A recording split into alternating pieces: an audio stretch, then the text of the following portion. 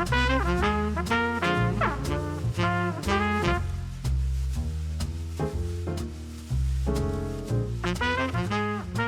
everybody, welcome back to another episode of our Velocity Sellers Podcast. I'm your host, Velocity Pete, and today we've got a good episode for you today about reporting software that we use and that we think all sellers should use to look at Amazon data. We've got two faces that you've seen before, but never on one episode together.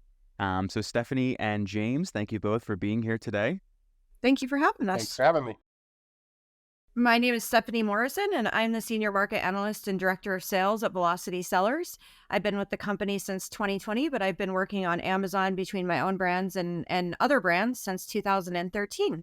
Thanks for having me on, Pete. Hey everybody, James D, Director of Brand Management. Similar story with as Stephanie, been with Velocity over 3.5 years, been in the Amazon ecosystem for over 10 or 15. Looking forward to jumping into some data. Yes, that is the topic today that we're looking at, is measuring data and tools to measure and kind of analyze that data. So as you can see, folks, I brought in two experts that have been doing this for a while, and we're going to talk about all the tools that we use at Velocity and all the tools that you guys can use on your end to really help boost your Amazon success. So before we get into the tool talk, though, I want to look at just exactly kind of what kind of data could help someone, any kind of seller, succeed on Amazon. So, Steph, what are the things that we like to look at to kind of help people succeed, help people do better?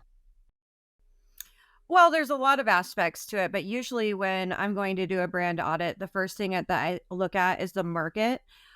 Just to kind of see, who's out there, where does the brand sit within the market? And then you start kind of digging in from there to find out the why, right? So you might run some keyword reports, sales reports to identify trends, using a lot of different tools to really identify how many competitors are out there and what their strategies are. And so, there's a lot that goes into it, but in that's just kind of my process and where you start. And like specific data points. So I know keywords is kind of hard because that might be going away soon, but like looking at sales data. So looking at like what kind of points do you look at competitor wise? Like what are you looking at, like how the competitors are doing to kind of identify opportunities? Yeah. So, there's all kinds of different metrics that matter in terms of market share. So, the first thing we look at is how competitive is the market, like who lives there, who are the top players, and how much market share do they actually own, and what's available for your seller to capture.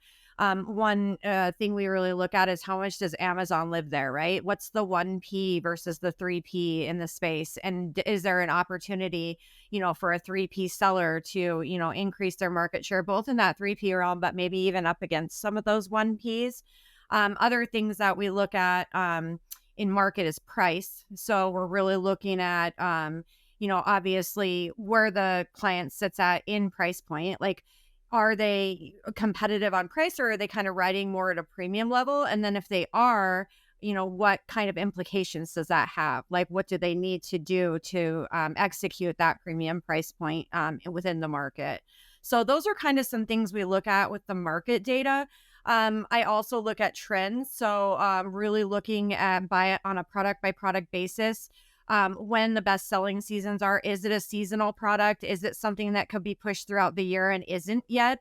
Kind of looking at how different people are positioning products. That's really good market data as well. I know James has some experience in that, where, positioning products as different uses. Maybe they're in a overly competitive category. I know he had an experience with a thermometer company where it was, during COVID, they were hot because you were putting them on people's foreheads, but then that market got way oversaturated. And so they kind of repositioned them as a reptile tank thermometer, and it just took off, right? Because it was in another niche that was way more low key. And you'll see that type of thing in the market data, right? Because you're going to see what who the competitors are. And then as you start digging in, you're kind of seeing what categories they're living in and what price points they're riding at. And then really you can kind of build a custom plan for your brand or your product, or for me, for one of our brands, on, how they're going to enter that market, how they're going to position their products, where they're going to price it, and all of that type of data. Yeah, real good point, Stephanie. Yeah, definitely. Some other things that I do like is in some of the expectations that sellers have is they have to look at when they are getting that competitive analysis, seeing who's in the sandbox, right? How long have they been in the playground? Okay, so how long have they been a bully on the playground? And you can do that with the data. You can see when they first went live, what the review counts are. And obviously, if you're going up against products that have tens of thousands of reviews, the price point's a little bit less. That's where kind of Stephanie mentioned is kind of look for other playgrounds that this product or a product can fit into and carve your own market and attack that way. That way you get a good lift, a fast lift instead of competing direct one-to-one. You can go find some other places that particular leader is not playing in. Right. Yeah, this is great for, yeah, like I wanted to get kind of break down the data points into two groups of sellers: people that are looking to bring a new product into the market, people that are looking to find data on their product that is already established in, their space, in their category. So this is great for the former. I definitely want to get more into the weeds on this and looking at, okay, like what other kind of trends can we identify that we can use? And then start talking about the tools too, like Helium 10, and more specifically like Frankenstein or Magnet or Cerebro, and then Jungle Scout and Cobalt and all that stuff. So this is a great intro again to talking about just really just big data. I know I use that term loosely, but looking at, where can you identify maybe pain points even in the market. I feel like looking at one of the things I do for people that aren't on Amazon yet is definitely looking at review count for some competitors, and kind of identify, okay, like, what are, the big people are going to be having like thousands and thousands of reviews. You can't really compete with them right away. But looking at the people that don't have a whole lot of reviews, that maybe have under that 100 or even under that like 21 number, which is what they say is the magic number. Under that 21, we can compete with them pretty easily because they're at sort of the same point you are, even though they're maybe on Amazon for a couple months and they have been selling a little bit. They're still not at a point where they're out of your, range. So a lot of factors in here for looking at just bringing a new product in, or even like a new business coming in, saying, okay, I want to list my first product, here's what I can look at. So That's a good point, Pete. And I want to Mhm. point out that when you're doing market analysis, that's something that I typically do as well. Is like James was talking about, looking at the OGs and how many reviews they have and how long they've been there, the ones that are capturing all the market share, but then also sorting to look at the brand new ones. Who launched in the last year? How many reviews have they gotten in the last year? What are their sales, right? And then that'll kind of tell you what entry point to the market there is. Like if you see people that are coming in and they actually are kind of capturing some sales volume, then you can dig deeper and go beyond the market value. Start looking at keywords, start looking at brand analytics, start looking at things to see how they're capturing market share in that realm against those people with huge reviews. So Yeah, I love that, Stephanie. That's that is huge to assess, right? You can always look at, like you said, the OGs, and let's say they're doing, let's say it's $1 million a year on Amazon, but they've had that stronghold for so long, and you've got these new to markets that are coming in, these new sellers, these new brands. You could actually kind of analyze and say, hey, someone's been on there a couple of years. Some new noobs have been on there 6 months, and their revenue's this. Some have been in the market for 3 months. Their revenue is this, and then you can kind of really see the progression of penetration on your market, on market penetration or brand penetration. So that's really good, really good data, and that really does help people's expectations. The day of getting first to market and going gangbusters right at the beginnings sometimes isn't the case. You really have to know and strategize by the data of how it's going to go. You can't expect within 60 days to be like, yeah, about 100% market share. That just does not work out like that at all. Not anymore.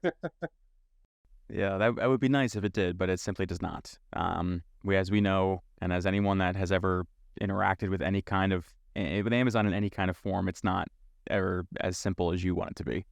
Um, but yeah, I think a good point you brought up too is I think I'm skipping ahead to the end of kind of our maybe the final thoughts here, but the data that we're talking about is this is not optional. This is not an optional thing that, you can just say, okay, maybe I'll check out, what people are doing, or maybe I'll see how well my product might work in the market. This is necessary. This is essential to your success is to know if knowledge is power and that it completely applies to Amazon. In knowing how well you can push, like you said, if maybe you don't want to go full strength right at the beginning, maybe it would be more beneficial to kind of take a more slower approach. Having that knowledge is invaluable, and these tools are going to help you get it. So, yeah, definitely highly, not even recommend. It's a necessity to do all this research beforehand. Pete, you're not only that, it's at the beginning, it's during, and it's constant. There is no time that you should not be running analysis, right?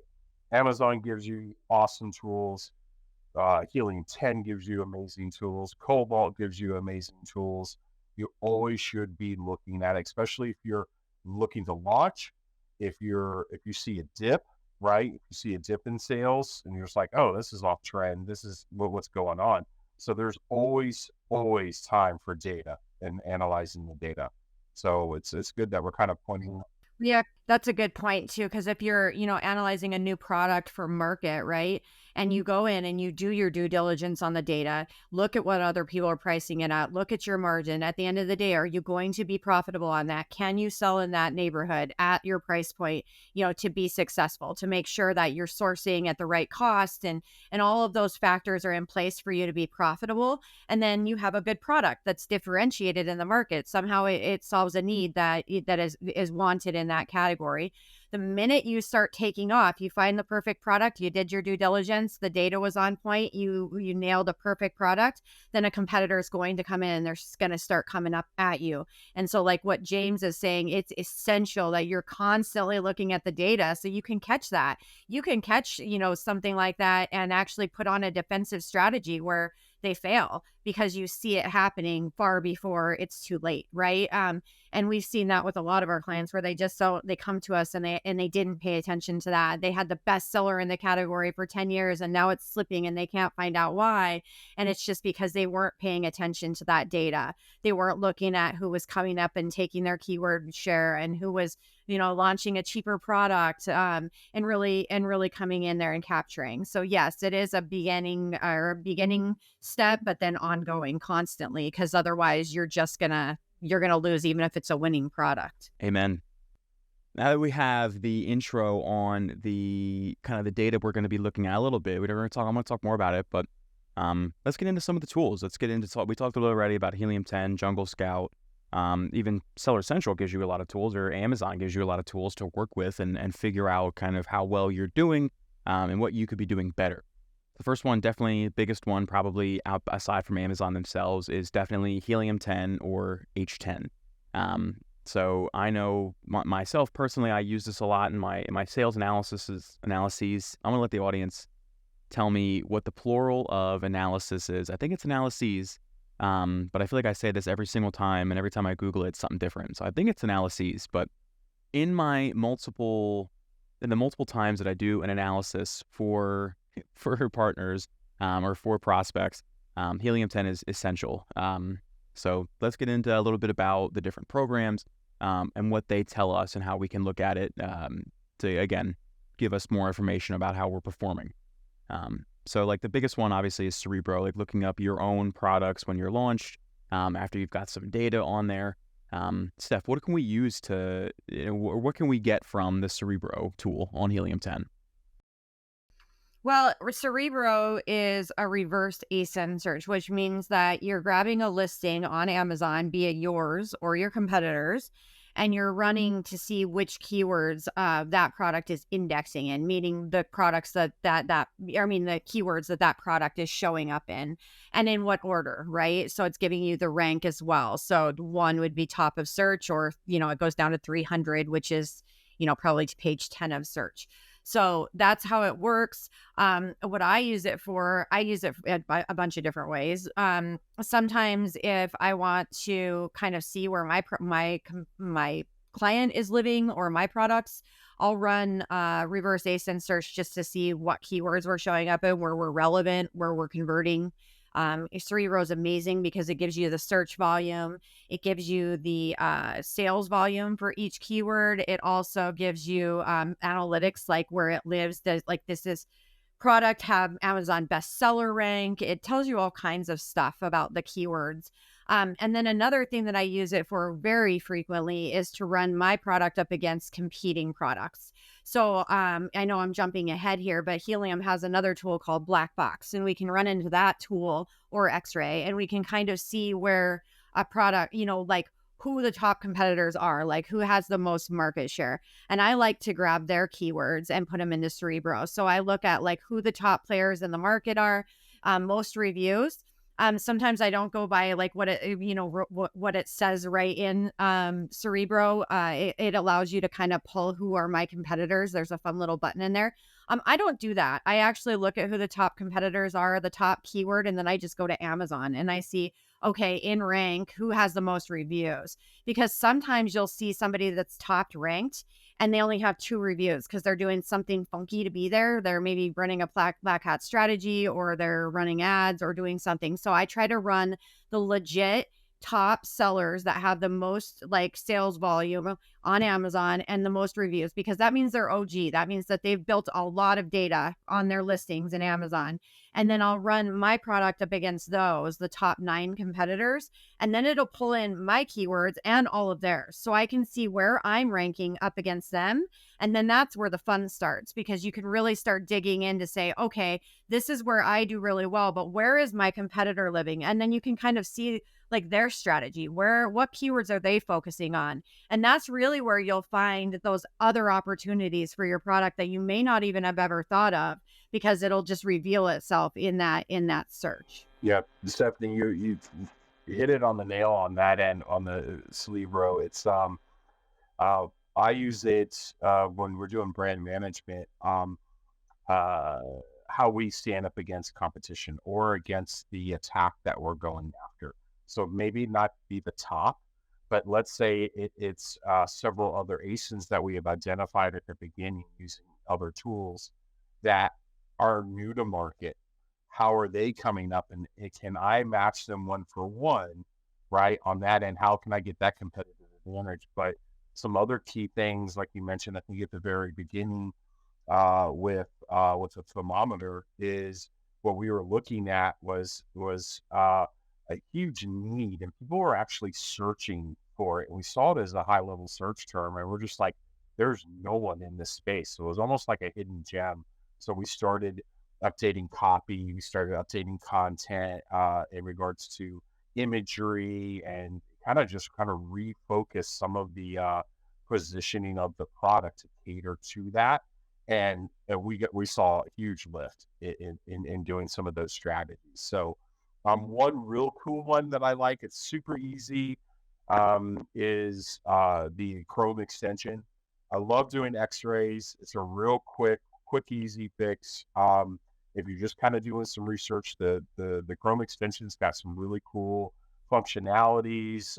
You see BSR, you can actually see everything on the page. So if you're searching, what I like doing as well is going to the specific category and who the best, right? The top 50, the top 100 products in that particular category, and just running a complete x-ray on the page.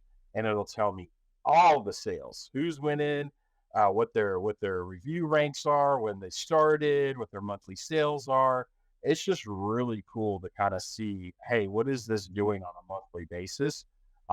Just to kind of peek in, because if you're not doing it as a manager of these individual brands, the owners are looking at it. So if you're an agency and you're hired to do stuff like that, they go in there and be like, hey, what is the strategy? What are we looking to do?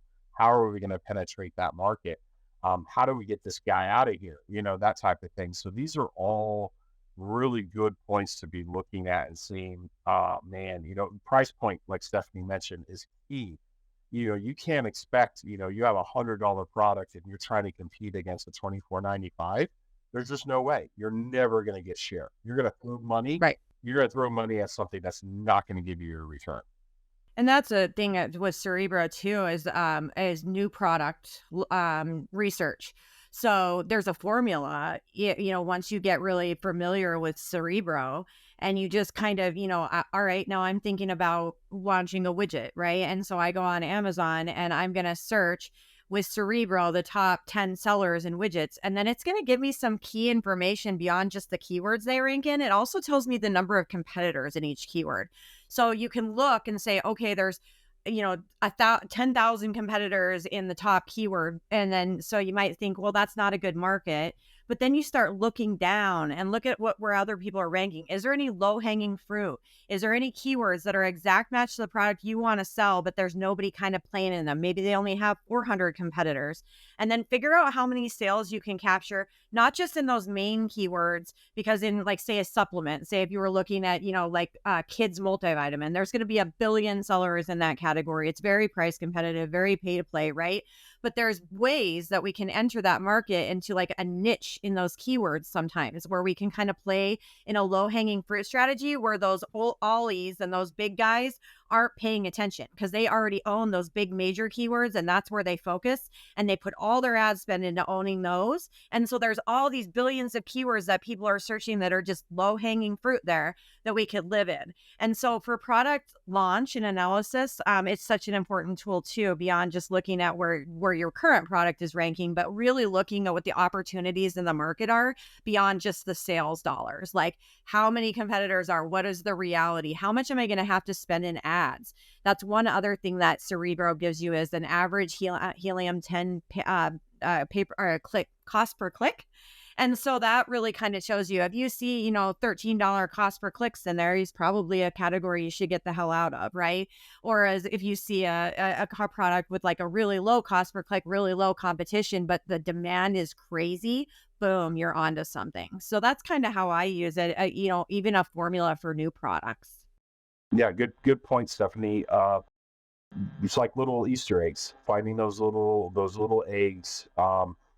They call it data mining for a reason. So you're mining the data to find those hidden gems that are out there, and those little gems are a viable solution for you to go after. Okay, all this data research, finding those little hidden gems, you can really hit the market without having to maximize spend, like Stephanie was saying. On some of the top level keywords, there's 10,000 sellers on that listing. $13 a click, you just don't have it. You got to go find and dig and research. It's there. It's just a matter of people putting more time and finding it. You can go after it. Yeah, and then if you get into deeper strategy, there's ways to look at those really competitive keywords and start focusing on more of a long tail strategy so that you can kind of increase your rank in those keywords while you're kind of building rank everywhere else that people aren't focusing, so that when you do want to focus on those really competitive categories, you're already on page 3 of them before you start spending, rather than just from zero, which can be insanely expensive. So it's just such an invaluable tool to give you that insight into, okay, how do I tap into the market? Because sometimes it's not just going after the really obvious stuff. It's kind of a roundabout map to get there. Yeah, one of the bigger things that I see with some maybe like newer sellers or maybe like even just like newer products, sometimes even with existing products, is that they're not ranking on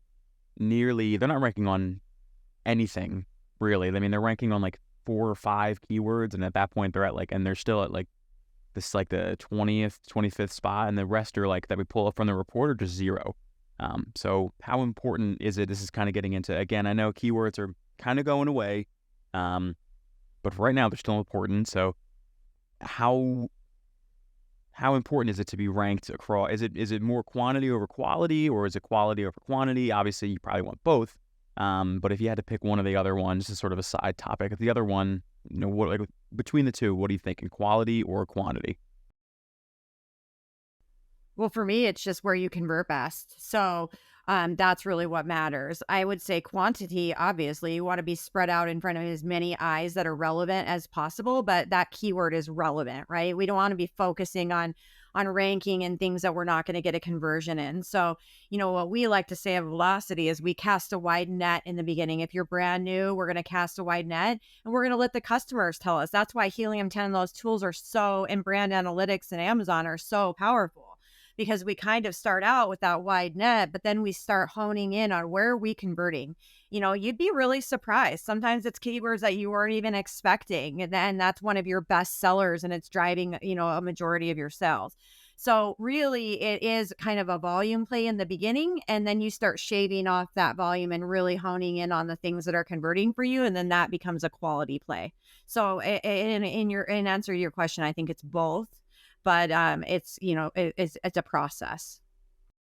Yeah, you definitely want to incorporate, a lot of the data that you're mining and finding is incorporating that, and that's kind of how you create a solid listing, right? That's how you do your titles. That's how you do your bullet points. That's how you do your infographics. That's how you do your A+ pages. It all comes in based off that data. It's not a lot of the things that you see out there. You're like, oh, this looks amazing, looks really pretty. But everything is, there's certain data and touch points in there, and there's a purpose, right? It's the reuse this word instead of another word, right? It's all because it makes sense. Time and time again, I see this all the time. You have copywriters that write for a website, and you have clients who are like, hey, and we send them copy for Amazon listing. There's like, well, the copywriter doesn't like it. And we're like, listen, we're writing based off the data we see on Amazon and what's going to maximize for your listing on Amazon, not not what's for your website. So that's a big distinguisher. We go through that all the time, don't we, Steph? Oh yeah, I tell people all the time, we write the listings for the computer and the customer, right? We want the listings to be compelling. We do look at the competitors, we look at their reviews, we see what pain points people are having with the competing products, and then we strategically write the listings so that we're a more premium product than the competition. But we also seamlessly integrate it with keywords. And a lot of times, like James said, you get clients that aren't familiar with Amazon and they're like, I don't like that. And it's like, but you have to. I mean, you want it to not look keyword stuffed. You want it to read really well, but it does need to have certain keywords that maybe in your, social media or your Google isn't your best keyword, but hey, on Amazon, that's where you're making your sales. And so James is right about that. We do go back and forth with client, because at the end of the day, it's all the data. The data is all that matters. Emotion and what you think your product lives in does not matter. It's the data, and the proof is in the pudding. So, yep.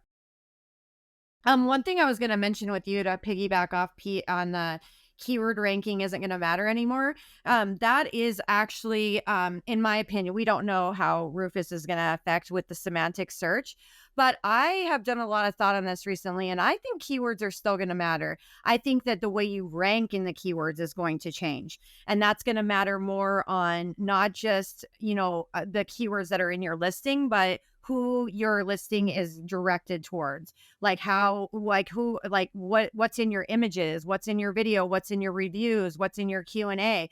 Does your product solve the question that that person is asking? And I think that the algorithm is going to be looking at more than keywords, but I think that essentially at the end of the day, you're still going to be ranking in keywords, and you're still going to be monitoring that metric. It's just the way to get there is going to be completely different than anything we've ever known. I know I've heard a lot of talk about, like, listings that are just keywords stuffed aren't going to do as well as these Had listings that are, like you said, answer the question better. So yeah, a lot of changes coming, and what else is new with Amazon? But yeah, no, absolutely. I think it'll still be relevant. I just don't. I think that, like you said, answering the questions that people are looking and searching for are going to be more better at helping you convert. Yeah, you can't just be lazy and sit on keywords anymore. I mean, your whole listing has to be on point. Your whole branding has to be on point, and you really have to be targeting that avatar in your listing and not just in the keywords. So, yeah, I mean, but I do think that essentially at the end of the day, you're still going to rank in a keyword because that's how you're going to be showing up in search. So, Yeah, it was kind of. I noticed a couple of things with a client that they had was an image of a coffee in one of their imagery, and Amazon automatically classified put some in their browse node as a beverage. It's not. It's not. It's a gourmet item, which I thought was kind of interesting. So they're playing with these tools now, and see probably little test markets here and there. Um, so Stephanie's 100% right. It's going to be how how relevant are the imagery, right? Are you using the popular yeah. lifestyles? Are you like you could have like a CCW, which is a concealed carry belt or something like that. And if you have just a picture of a gun, you got to make sure that you you could get flagged, you could get there's could be a lot of things if you don't mention it at all. You want to make sure that you cover all your bases. But yeah, it's gonna be interesting this year and the years to come. Yeah, to piggyback off him, like I know this isn't an AI discussion, it's a keyword discussion, but Amazon is doing a lot of AI on the back end. So they're preparing listings to get ready for semantic search as well. And so we're noticing that a lot of Amazon sending over notices to say, hey, we want to change your title to this because we think that it would, convert better. And you can opt for them to change it or you can opt out of it, right? And so that's where that Helium 10 tool comes in so handy because you can really go, okay, this is how Amazon wants to change my title. Does it make sense? And you can do that deep dive with the research tools to see, okay, does that keyword that Amazon told me make sense in my listing, right? And things of that nature. So AI is changing the game. I think it's going to be very helpful in some way. I know a lot of people out there are like screaming doomsday about Amazon's AI changing their titles. I think that, I think it's concerning because I think if they do change your titles, you don't notice that it's going to be impossible to change back. I've been hearing that it's very hard to change back if you don't notice it. But I think in a lot of respects, it's doing you a favor, right? Because it's telling you Amazon has the deepest data on Amazon in the world, right? So if they're telling you that your listing would convert better with this keyword in it, that's based off data that they've pulled. And probably 9 times out of 10, it's legit. It's just something that with tools you can check out to make sure that it does make sense for you and your brand. Yeah, Stephanie, I can't wait to start A/B testing Amazon's recommendations. Mhm. Right? Yeah, Yeah, I think yeah, that'll be like a for sure. yeah, it's like, "Oh, Amazon gave me all these recommendations. Let's A/B test and see what proof's in the pudding," right? That'd be kinda cool. So let's test Amazon on those. 100%. Yeah. Very exciting stuff. I mean, because obviously AI is there to help our cause, right? And I think that we shouldn't be so worried about what it's going to do, but actually more on how to capture that power and make it work well for us. So Yeah, if you don't if you Yeah. don't if you don't do it now, you're gonna be left behind because it is not going away. Yeah. Right? Yeah. yep, So you It's not gotta Skynet. learn these new tools out there, right? You gotta play within. yep. Oh, crazy. It's not Skynet yet. We'll see if it ever gets to that point for all of my It's the Terminator best fans time to out be on there. Amazon, though, right? It is. For sure. Yeah. Stephanie, who would have Uh-huh. thought 10 or 15 years ago we would talk about AI and Amazon, right? You know, What?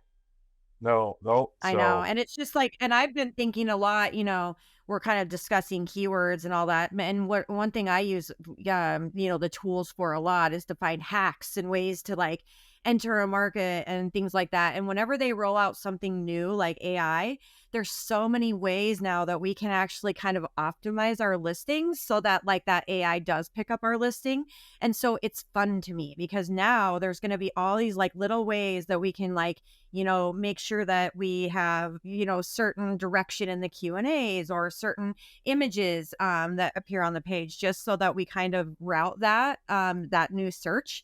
And so I think it's really awesome, and it just makes our life so much more fun because we got so used to keyword ranking the way it was before. And now we get to learn this whole system, which I feel like is going to open up all these new opportunities that we didn't have before. And then Amazon's systematically going to come shut all those down. But right now it's almost like the Wild West, like back in 2012, right? Like we can try all this new stuff, and it's going to be so fun. So I just think that the AI is going to be amazing that way, because I think beyond like helping us with our listings and stuff, there's going to be all these untapped opportunities to rank and get your product more visible than before. And we're going to be learning them as we go. And the people that actually play with it more are going to learn more and be more successful with the tools. So Stay tuned, folks, for a full episode on Rufus and Amazon's AI integration. You'll probably see these two faces again, just based off of the discussion we've had right now.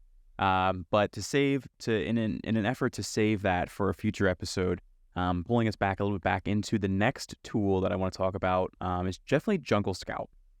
This is actually one that I wasn't familiar with until I came to Velocity.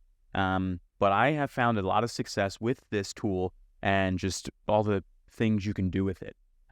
So to kind of give a internal example, James, what are we using Jungle Scout for on our current partners that allows us to help them better track their data and their information? Yeah, it's really great. API a connection connected to the seller account. A couple of connections that are needed, but Amazon data is there, right? And sometimes in Seller Central, it doesn't put it in a nice format for you. Um, with Cobalt, what it'll do, it'll make, you can get real granular, but you can also get, some really cool graphics. So we use it a lot for reporting year over year, month over month, by ASIN or by account wide, or even by brand. If you have multiple brands, you can kind of filter by brand.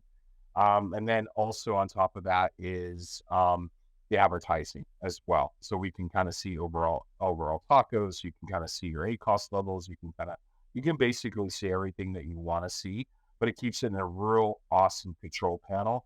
And then what our clients like about it is right the functionality of the reporting. Okay, they like the graphs. They like to see, they see all that. So sometimes I think Amazon, we just in business reports, we only have a few graphs that we can look at and so forth. But we can get real granular of if you have multiple products in the segment, or multiple products, you can do a pie, which series is selling the best, where you need to focus on. So you can really get some really, really, really finite data. That's all Amazon, but put in a real good way that you can make dashboards. You can customize different dashboards of how you kind of want to see and play different and see different things. Stephanie's got way longer in this, and I think based off her knowledge of it, that's why we implemented agency wide. It's just got a lot of good reporting features in there for us. yeah, I mean, Amazon was constantly been rolling out better ways for reporting and better insight for us over the years. I mean, they, have given us brand analytics, they've given us all this stuff. But one thing, like James was saying, is that they give us all the data, but it's all in little areas of Seller Central or Vendor Central where you have to compile several reports just to get the data that you need or that you want. And that takes a lot of time. I mean, it's knowing where to grab those reports and then knowing how to manipulate them. Like before Cobalt, I mean, there was times where we were bringing in our CFO to write code in Excel just to create like a metric that we wanted off Seller Central, and it was no joke, right? So Cobalt's nice because it pulls everything in. We can pull the ads reports in as well as the Seller Central reports, so that we can look at things like tacos and ROAS and overall account metrics. We can also look at things like trends, right? So we can bring in products on a product by product basis and see which ones are growing and which ones are dying. Other things that lets us look at is like buy box, and that's like what's nice is like you can run a buy box report in Seller Central. But you can't look over time. You actually have to go in, and I'm sure James has done this plenty of times, and you have to run 12 months worth of reports and then put it together yourself to really kind of build an over time buy box. One thing about Cobalt, it pulls in over time. So we can actually look at things like if we see one of our clients' sales drop, we can go in and go, oh my gosh, like they lost 20% buy box. And then we can dig deeper and go, okay, which products lost the buy box? Because we can pull in all the products and look on SKU by SKU basis where that buy box is losing traction. Then on top of that, to level up, beyond our clients' data, we can pull in market data. So we can say who's getting that buy box, who's stealing it. And then we can pull in and say, okay, what other 3Ps are selling this product? And we can pull a 3P seller report and we can see who's taken that buy box and how they're getting it and what, and so, and where are they going under price? Well, then maybe we need to put a repricer on, or maybe we need to go and talk to our distributor and work on our distribution network so that we don't have people going below map. And all those things kind of snowball in from the actual Cobalt reporting. So that's why it's so powerful. Beyond just looking at our clients' metrics, really looking at the market data. And then like we were talking earlier, looking at the market in general, right? Like looking at like who the top players are, 1P versus 3P. Looking at shelf intelligence is a really awesome tool in there. So it's kind of showing your share of voice in each keyword and who has the most share of voice in each keyword and things like that. So looking beyond the keyword data, but okay, this is a great keyword. Now, what is the share of voice for the top sellers, or what is my share of voice in that keyword? And how can I increase it? So, there's all these great tools, but basically what it does on a high level is it compiles all of those monotonous reports from Seller Central into a way that we can actually visualize the data in whatever metrics we want to see. Like, what's my, A cost by SKU? What's my tacos by SKU? What's my margin by SKU? So, like, all these types of things we can really look at on a granular level, like James said. And then also just market data. They want to launch a new product. One thing I commonly use Cobalt for is international expansion, right? Like everybody is like, great, you're doing well in USA. What's your natural next step, right? You need to move on. You've got to go to Walmart. You've got to go to international countries. And so one nice thing about that is, just pulling the data in what, like, is there opportunity in other countries and all that type of stuff. So it, beyond just like looking at our day-to-day metrics, it really gives us insight on expansion strategies and new product launches and all that type of stuff. The segment feature is awesome. I really do like that. We have clients all the time saying, "Hey, can you pull data on this particular product or this brand? Why are they doing this way?" Or that way we can do a little bit more in-depth research and compare how they're doing versus what they're doing. And we're 9 times out of 10, it's a lot of price point, right? There's, you see some massive difference and you're like, can you get it down to that level? And be like, yeah, I think I can get to that price. I don't know. Um, but also, I think Pete, you even mentioning on the purchasing, or Stephanie mentioned it before too. A lot of this data too is helpful for the purchasing departments of these large corporations to be aware of, hey, you need to renegotiate your pricing. What you're buying the product at, right? It should be just like insurance and everything. It should be a yearly thing. You should constantly be negotiating with your carrier every year, and you should be constantly negotiating with your suppliers, right, on getting the best price. Because if you're not doing it, your competitors are absolutely doing that, right? They're haggling, they're trying to get the price down to a finite. If you're on vendor, Amazon's doing that to you every year. They're Yeah. trying to get the price Yeah. down. So everybody's doing it. So this is really good. Also, a really good way to kind of, feed that data to that team for them to make you competitive, right? As a brand or as a product. Agreed. Yeah, because that's the power of Cobalt, right?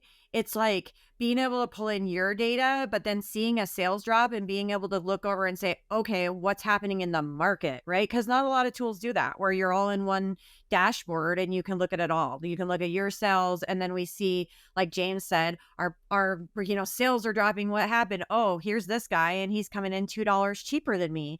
You know what I mean? And so then we can go, oh, okay, or maybe your distribution network, somebody side doored a bunch of your stuff, and now there's this guy going below map and he's still in your buy box, right? And we can identify those things with the combination of your data plus the overall market data. And that's really where the power of Cobalt comes into play, because it allows you to not just look at metrics, but really to build strategy overall.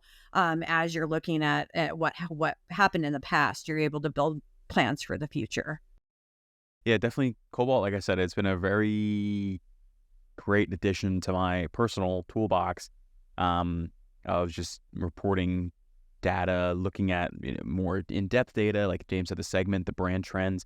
Um, I like looking at how many, like the percentage of 1P versus 3P, like we talked about earlier. I like looking at, like James said, like the amount of ASINs, like looking at doing, like making a segment. Say, okay, there's this many people competing in here, at this price. Can I really, again, reasonably see success? So definitely a good addition to any Amazon seller's toolbox. For a seller, it's amazing too, because you can actually go into this market data and, like, say you're in supplements, right? And you're in a certain type of supplement. You can go and actually pull the market, the entire category in Cobalt, and you can look at in the past year which products have increased in sales the most and which ones are declining the most. And so you can really make really easy decisions on, like, new product launches or niches in the market, because you can kind of see, oh my gosh, within this certain supplement category, multivitamins or something, these gummies are coming up like crazy. Like, look at this, right? And then you can go, okay, that's my next product launch, right? And so it's really valuable tool, because it really tells you trends in the market as well, and declining trends too. Like, the demand for this certain product is dying. So, like, you can tell your client, like, all right, we should probably phase this one out and start, like, moving in new stuff. So it's really great tool that way. The last thing that's pretty simple, most Amazon sellers should know how to look at these, but just even like outside tools aren't your only resource.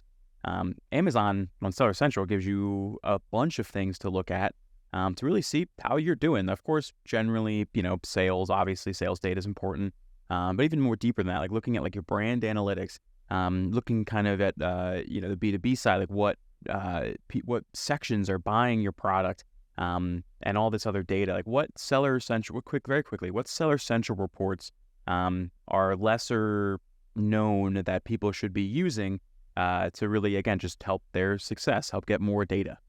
James. Yeah, I dive into brand analytics, like you mentioned, Pete, is key.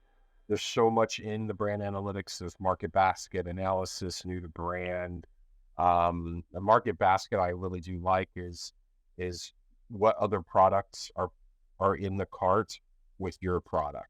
Mhm. Okay, so these are like products, or it kind of really gives a deep dive into the psyche of your customer, your buyer, and you can cater your messaging to that, or target your ads towards those other products as well.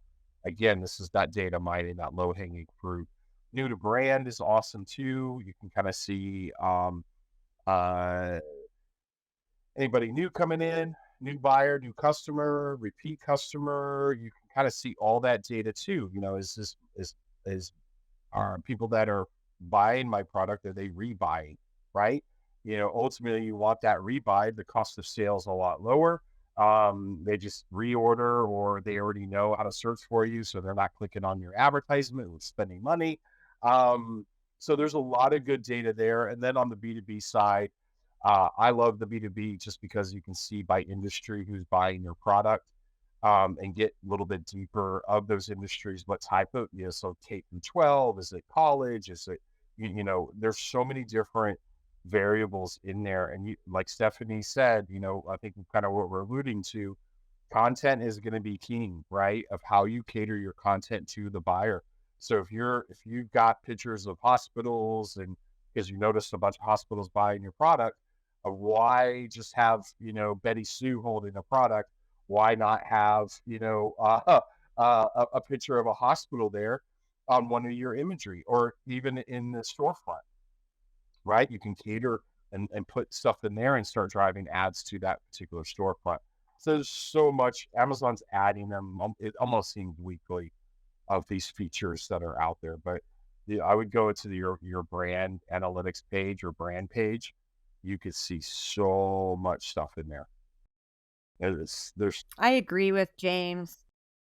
It's a major point. And even like the Cerebro tools we were just talking about, Helium 10, Jungle Scout, Amazon actually gives you kind of that in brand analytics. They give you search query performance. So you're actually, and keywords, like you can actually look at competitors' keywords in Amazon. You can go right into brand analytics and look at where your competitors are ranking, just like you can in Cerebro.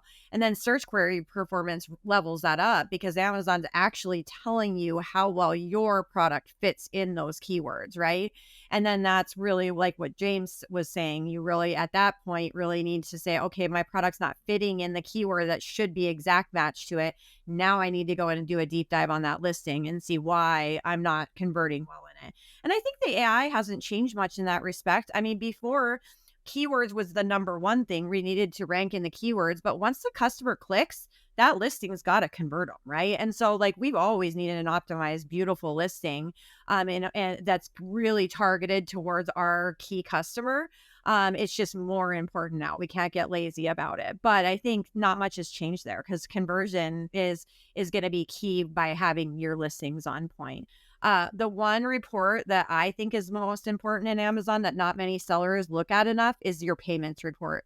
So going into Amazon and running your report to see not only what your sales are, but what the costs are for doing business on Amazon. I don't know how many sellers, when I do an audit, have no idea what their inventory fees are, or have no idea what their referral fee is, or what Amazon's charging them to ship stuff. And when we go in and we deep dive, they're upside down. They're selling products to give Amazon $20 a unit. And that's just crazy. And that report will really show you all of that, right? A lot of people don't realize that that report's there. They're just looking at the business reports and they're saying Amazon's taking all these fees and I don't even know what they're taking. And the payments report is where your answer is. So to me, beyond, I know we're talking about keywords and stuff, but I would be looking in that report as well, just to make sure that, at the end of the day, you are profitable on Amazon. Yeah, I feel like that's another, not want to say secret, but it's one that I feel like people don't check as much as they should. So absolutely, yeah. Well, guys, I thank you so much for being on this episode. It's great to have the first time duo for you two. Any final thoughts for our viewers on data, on looking at data for Amazon? data where it's at. If it might be big and scary, right? You might just be like, oh my gosh, if you get Helium 10, just pick one thing out of Helium, Celebro or X-Ray if you get the extension, and just play around with it and start looking at the data, start looking. Then you can really start doing deep dives of what that actually means, right? What is a keyword? What is how many sellers are on it? How many, then you could really kind of determine before you really start thinking, I need to figure out strategy. Well, if you don't know the data, then you can't build a strategy off that. Or what they can do is obviously go to an agency like ours, and we can do that all for them. So, There it but is, the one plug for the episode. That's it. Steph, you cannot mention how awesome Velocity Sellers is in your Okay. in your in your final thought here. My final thought is data is essential. It's everything, right? So many people go into Amazon with a passion project and they just like have so much emotion behind the product. And that's a good thing as long as the data matches it, right? The data always is the most important driver of everything. because if you're not paying attention to it, you're not going to be successful. You might get lucky and throw something up there that just takes off. I've seen it, right? But if 9 times out of 10, unless you've actually done your due diligence, like James said in the beginning, from the beginning to the middle to the whole entire time you have Amazon to the online, even to the closeout process, maybe you need to sell out of an item. The data is essential there too. So it really is. And if you're not, using some of the tools that are out there and available to you, then you're really missing out. And keep in mind that, Helium is a little expensive, but I think the Chrome app is actually free. And they do have kind of a version of it that kind of has minimal stuff, but you can really pull a lot of the data that you want to pull to kind of test out the tool with their Chrome app, and it doesn't cost you a thing. So there's your little tidbit. Start there. There you go. Yeah, little tips and tricks section. Well, thank you guys again for being on the episode. Thank you to everyone watching. I'm Velocity Pete, and we will see you next time.